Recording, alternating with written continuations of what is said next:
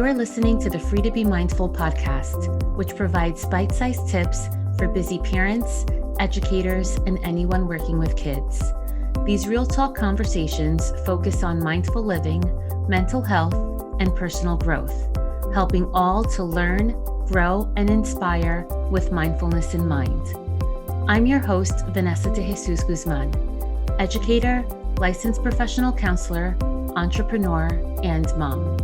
I'm passionate about helping folks live life with peace of mind and ease of heart while not losing their, well, you know, here we go. Hello and welcome to episode 138 of the Free to Be Mindful podcast. I hope that you're feeling good, looking good, and doing better in this world than you were yesterday. So we are officially in March, which is Women's History Month. And during this month, we take the time to honor women throughout history, the warriors and nurturers, the icons of justice, beauty, growth, and so much more. The beauty of womanhood is that we can constantly sculpt and redefine what being a woman means to us. And whatever your definition is, it's the time to definitely celebrate womanhood and self-love and the powerful women in your life. And of course, while there's a space of positivity, there's also a space that women go through that's filled with hardships and obstacles. And it's not only in the lives of adult women, but I remember being a kid and being at my first ballet recital.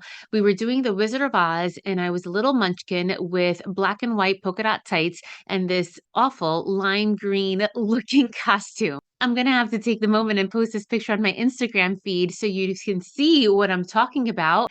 And I remember the ballet teacher going up to me, physically taking her pointing finger and putting it in my stomach and saying, "I thought I told you to lose some weight before the recital." And I was a second grade kid. Was I a little chubby? I guess you could say that. But who really takes your finger and punches somebody in the stomach and says, "I thought I told you to lose some weight," especially if that someone is a 7-year-old kid. And that's something that women of all ages carry, unfortunately, beginning at a young age, is the hardship of being so conscious about the way that we show up physically, especially around the concept of weight.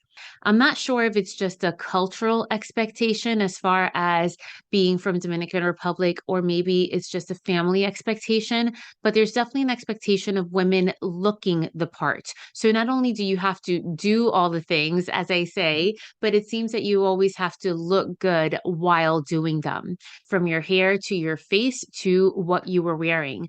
And that was something that was really stressed and still shows up in my professional life as far as making sure that I look the part whenever I am giving face, so to speak. I can also remember as a kid that I really wanted to play softball. I knew that my dad just wanted a kid who wanted to play baseball. And as the oldest and the only girl, my dad didn't look at me. He right away looked at my brother, who's 2.5 years younger than me. And my brother was just never the sports type. I remember I used to beg my dad to practice with me, but he was just overly focused on playing baseball with my brother.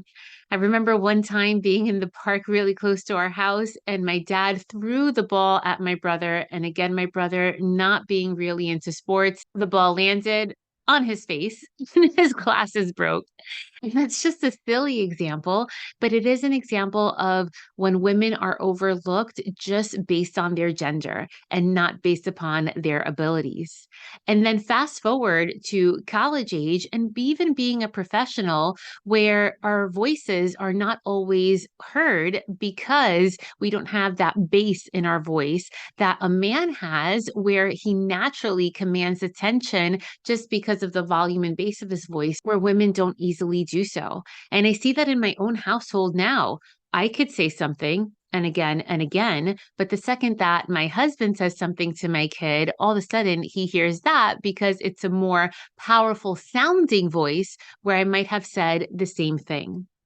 And of course, there's the aspect of how much women get paid compared to a man. While many times a woman can be overqualified for a position, she will be more self conscious to apply and more hesitant to apply, not thinking that she is fully qualified, where a man just may take the chance.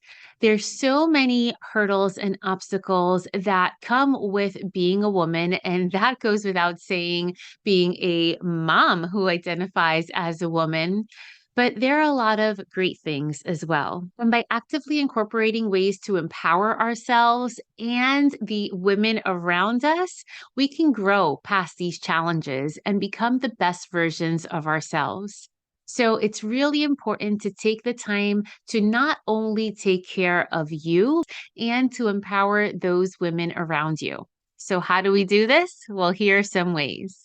First and foremost, understand that emotions are a strength and not a weakness. And this is something that I wish as a society we change the language in the ways that we speak to girls and boys. I hear very often to boys like, don't cry, where are you, little girl? Well, what's so wrong with crying? What's so wrong with being in touch with your emotions and having the understanding of those? It's okay for women and men of all ages to truly feel their feelings and what they're going through because you're not expected to keep everything bottled up inside. And it doesn't mean that you're overreacting when you do show your emotions because it's okay to feel. It's also okay to talk about it. And yes, females are naturally a little bit chattier when compared to males, generally speaking. But know that the best way to empower each other is to show each other that you're not alone. It's okay to turn to a support system, whether it be friends or partners or kids, a therapist, whatever it is. It's okay to share the things that you're comfortable in sharing and it's okay to share your emotions and to talk about them. And know that emotional intelligence and clarity are super important to growth. So, knowing how to understand, how to perceive, and how to manage your emotions are all strengths, as opposed to keeping them all bottled up inside and then letting them all fly out in rage.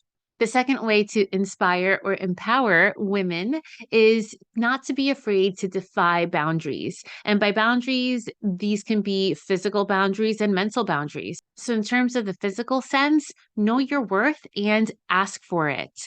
Women, especially women of color, especially Latina women, are substantially underpaid when compared to their male counterparts. So sometimes it takes a bit of research to obtain the information you need in order to know what the company can pay, and then know your worth, your experience, and everything that you bring to the table.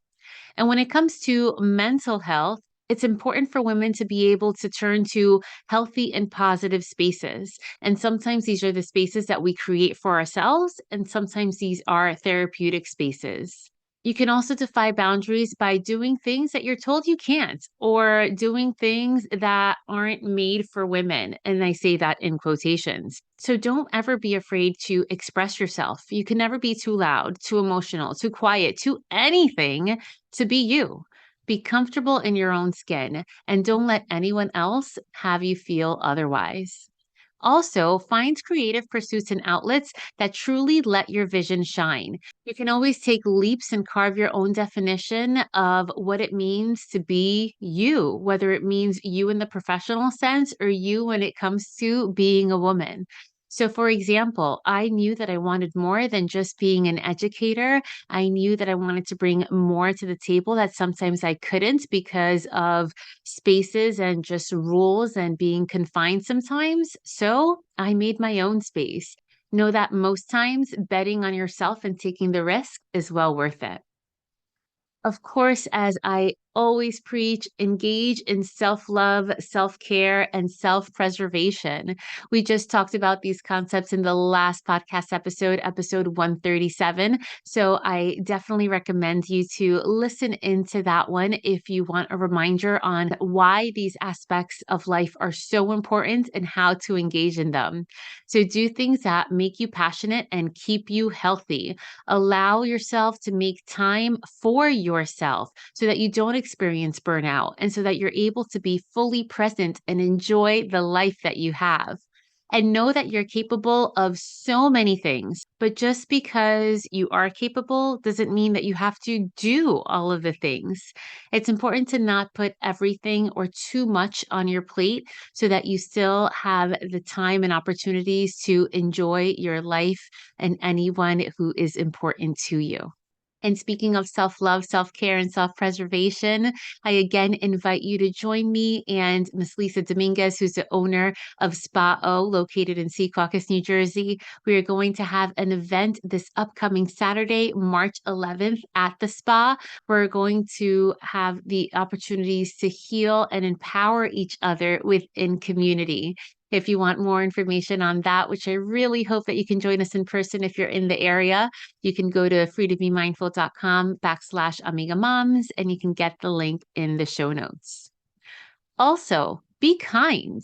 And obviously, we want to always be kind to others, but really be kind to yourself. Forgive yourself when needed. Know that when we engage in overthinking, when we are hard on ourselves, when we're sometimes our own worst critics, these are all part of being human, but women definitely take it to another extent.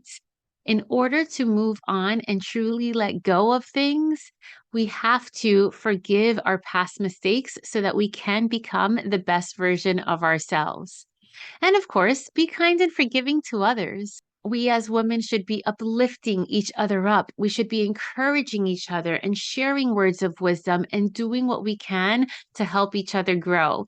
And again, that's what I love to do through my platform, Amiga Moms, which was created for 21st century mothers. And it provides a supportive network and educational events for women so that they can live life with ease of mind and ease of hearts. And again, you can find out more information at freetobemindful.com/Amiga Moms.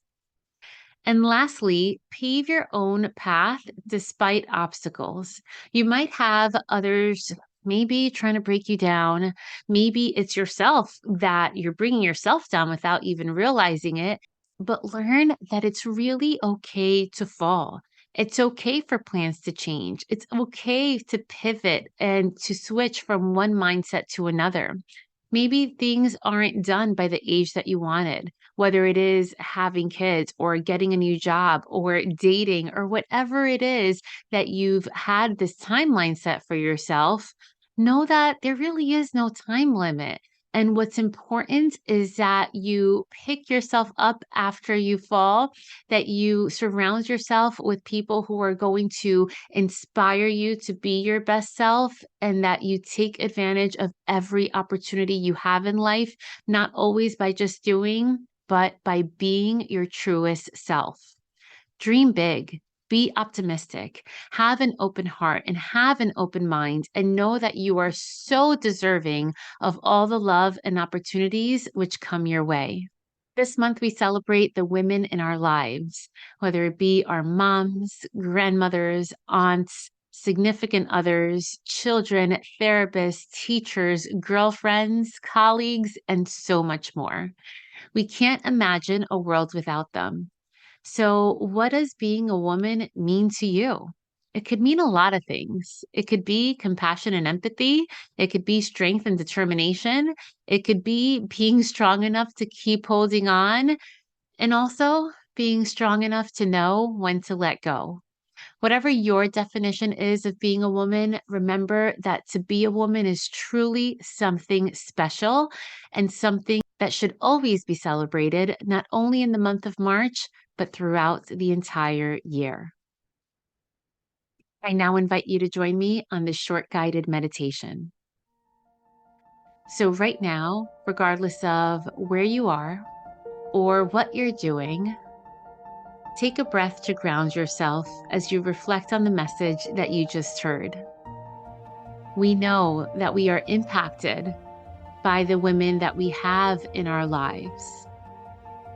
And just as we love and appreciate those women, we must also learn to love and appreciate ourselves. So as you listen to my voice, I ask that you reflect on these lyrics, which I'm about to read to you, and know that these lyrics truly encompass you. Could you imagine a world where everybody's the same and you could cancel a girl because she just wanted to change? How could you throw stones if you ain't been through her pain? That's why we feel so alone. That's why we feel so much shame. In case nobody told you today, you're special. In case nobody made you believe, you're special. Well, I will always love you the same. You're special.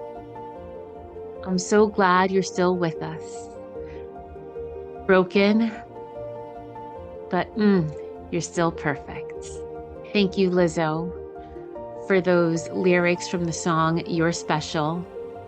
And do know that you are indeed special.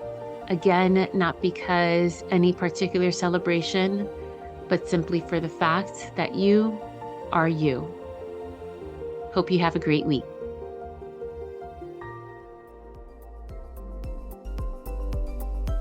I hope you enjoyed this week's show. It would mean a ton if you took this moment to review the Free to Be Mindful podcast on the platform you catch your favorite shows.